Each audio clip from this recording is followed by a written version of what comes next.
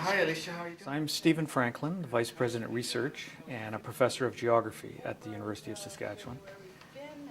My research area is in environmental management and working with remote sensing images for habitat mapping and modeling for species at risk.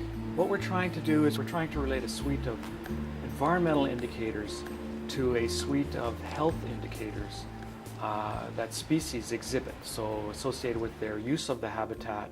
What are the stresses on those species that might be related to those environmental changes?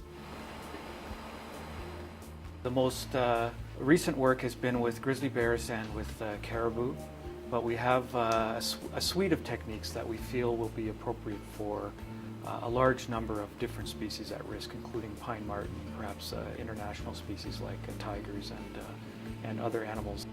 I think that I knew from a very early age that I liked spending a lot of time in the environment. I was fascinated by the natural world. I understood from my parents that they would support me in this. My parents immigrated to Canada from England and were Londoners.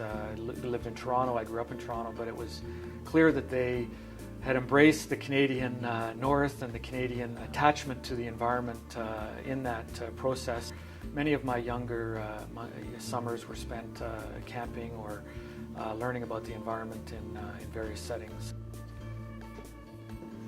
It's been a major challenge for me having to balance the administrative obligations that are associated with the Vice President research position and my firm belief and passion for my research objectives that I've been developing with my colleagues.